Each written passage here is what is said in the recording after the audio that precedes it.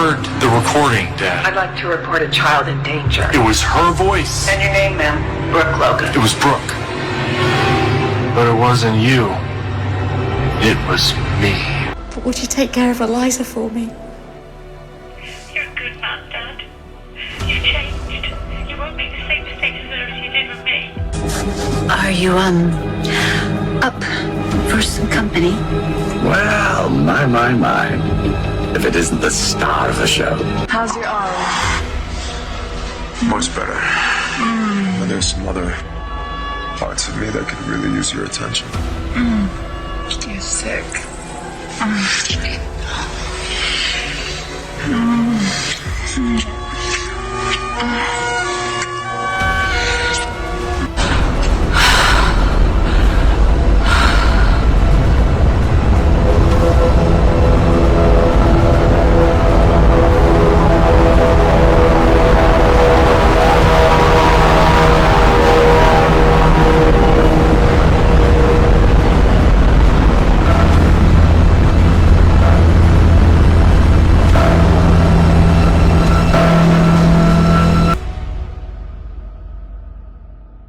It is already that time again to rank the soap operas for the month. This is going to be the bottom 5 soap operas of October 2022. Not too much has changed. There's a few big changes in the rankings that you will see. One soap going pretty high in my rankings, and one soap dropping pretty low in my rankings for the first time. But at the bottom remains, well, most of the American soap operas. I did not give a tie this go time around at the bottom. I gave them all rankings, and I put Bold and the Beautiful in last place at number 10.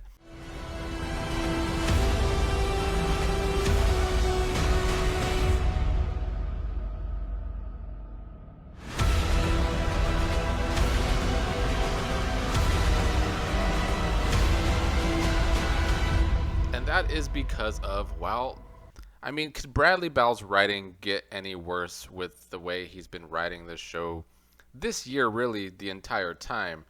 All of these played out triangles that are all plot driven, where the characters do things that make them seem like they're either dumb or that they are like 12-year-olds, even though most of these characters in these triangles are like in their 60s. It's a bit ridiculous, don't you think? I think when I first came back to watching Bold and the Beautiful last year, I didn't mark it down so often for its redundancy, because that was like, I came back watching the show in 2021, and I really hadn't watched it at all the 5 or 6 years before that. At least not consistently. I would check it out here and there. So I think coming back to it after so long, I wasn't aware. I mean, I was aware that it was redundant, but I don't think it was redundant to me because I hadn't been watching for like 5 or 6 years.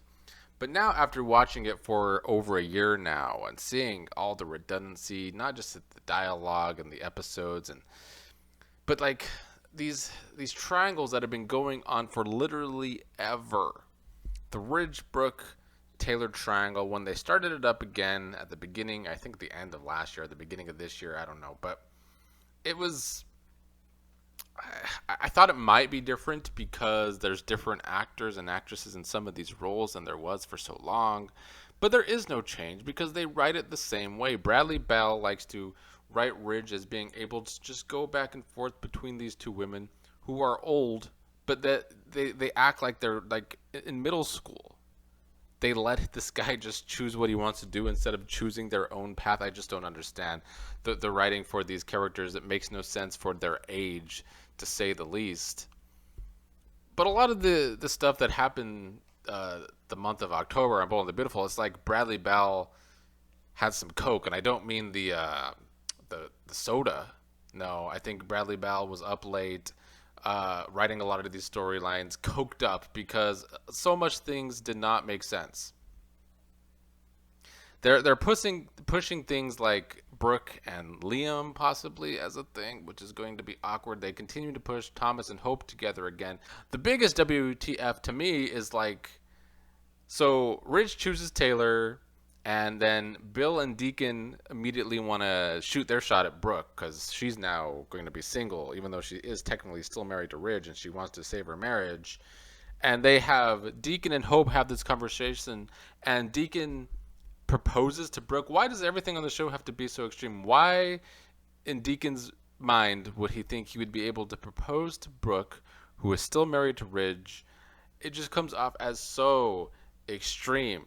That's why I'm like, Bradley Bell has to be on something with the way his storylines are moved way too fast sometimes. And I don't understand why. This was like some of the worst of it, where Deacon goes from 0 to 100 with Brooke and proposes. It makes no sense. It just makes no sense for any character to want to do that, especially the way Deacon and Brooke have had this tumultuous relationship over the past year. But yeah, the triangle was kind of the main thing. Thomas setting it all up because Thomas was the one that disguised his voice to sound like Brooke and called social services on himself to make it seem like she called social services on Douglas. We all speculated that last month, and it comes out that's one of the big reveals this month, even though we all saw it coming, that Thomas was the one setting this up for himself to further break up Brooke and his father, Ridge. And that's still another thing. I mean, I've talked about this before. All of these children so involved in their parents' love lives is ridiculous. Steffi and Thomas always trying to get Brooke and always trying to get Ridge and Taylor back together. And then Hope, of course, always fighting in the corner for Brooke and Ridge. I'm over it. And I don't think it hasn't been very well. And then Bill wants to move on to Brooke as well. What happened to Bill and Lee, which I think would have been a popular thing happening on the show, but it seems to be dropped so that Bill can shoot his shot at Brooke and just get turned down because Brooke wants to fight for Ridge because she has no backbone, even though she's 60 goddamn years old. And even before this, like, they don't write these characters to have any... This is why it's so plot-driven. There is nothing character-driven about the characters on this show. And plot-driven could be fine if it is written well. It could be exciting. I say that about some of the Australian soap operas, while there's only one left now. I say that about Home and Away a lot when they are plot-driven the right way. But Bold and the Beautiful is boring with its redundancy, so it's not like the plot-driven writing is making it exciting right now, because it isn't. But... another example of a character being so plot-driven where they have no real motivation for everything. At the beginning, or early October, Bill is wanting Katie back, and then, of course, as soon as Brooke is single, he wants to go back to Brooke, but he also has a thing with Lee. It's like they are all over the place. You can say that for the character of Carter, Quinn. They had to write Quinn out of the show because the actress left the show because they wanted to put her on recurring. So Carter's single once again, and then Carter and Katie kiss out of nowhere. Like, I get that they tested these two together months ago, but then they went nowhere with it, and then all of a sudden they're back together kissing each other out of nowhere just because Quinn left town. Doesn't make sense. None of these characters have any real motivation.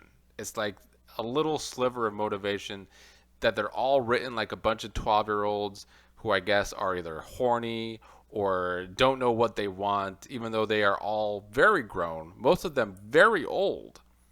It's just terrible writing from Bradley Bell. I could not put this show any higher than last place for the month because I don't think anything is coming off as good TV. I think the writing is absolutely terrible. They had Paris, they don't know what to do with this character still. They have her just basically being like a device that further tries to get Thomas and Hope together. This is something else that came out of nowhere. This is after testing Thomas and Paris together as something that could have worked, but Bradley Bell, who was coked up, I assume, continues to always just move his characters back and forth between absolutely nothing. He has no idea what he wants to do with them. His attention span for his own stories it's non-existent, honestly. I don't think he has any attention span for his own stories.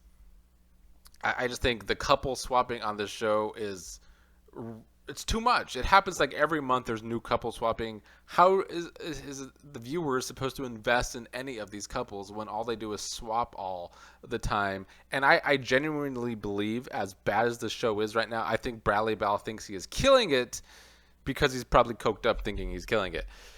Let's move on, though. Bold and the Beautiful, last place, much deserved, is terrible right now. Young and the Restless is in 9th place. I'm an open book. What do you want to know?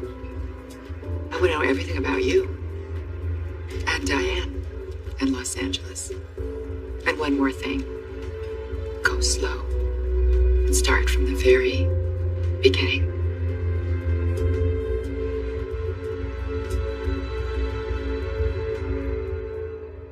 The sister show of Bold and the Beautiful, you can say, I suppose. Another pretty terribly written show. Josh Griffith, still somehow the writer at the show. I've been calling him to be fired since I started doing these rankings last October, but here we are. We get to watch more of the same of Josh Griffith's boring writing on Young and the Restless. They bring in Trevor St. John as Tucker, and there's a lot of talk about the age difference.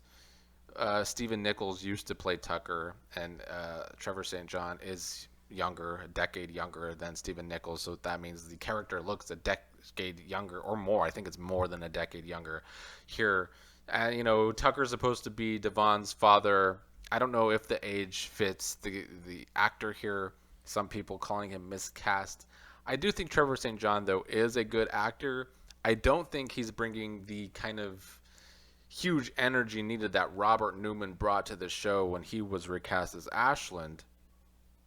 But I do think Trevor St. John is still bringing a good enough energy to the show that it needs. I think he's bringing great acting to the role. But, it's hard for me to invest in the story when it is quite literally a story Josh Griffith has written 3 different times this year.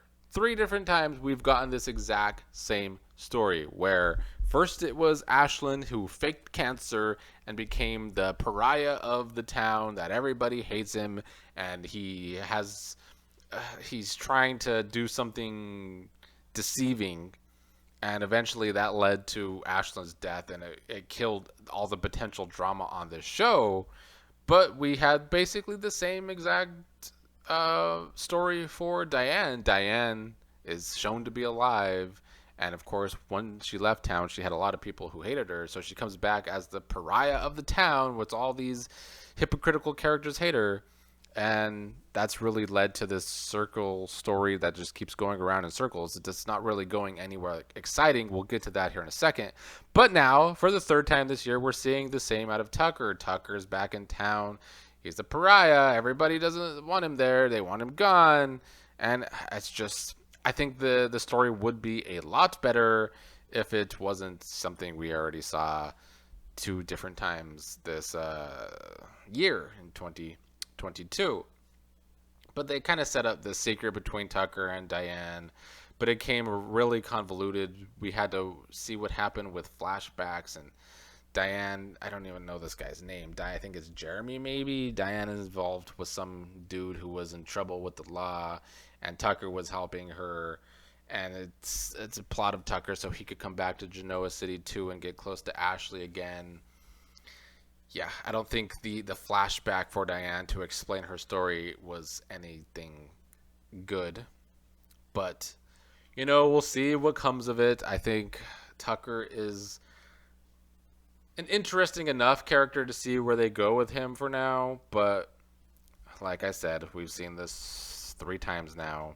We have the new character of Audra as well, who I also think brings good energy. It's kind of a foil for the relationship between Noah and Allie, because she's a woman from Noah's past. A lot of people call the couple of Noah and Allie boring, so hey, they have something to go against the couple now. Maybe that couple will be more exciting. I think the couple is something I can invest in, and I think Audra brings a good foil for that couple, because she is a good character so far. I think she brings the energy the show needs from what it usually is as boring. Another big story that had been happening was the power struggle between Nate and Devon at their company.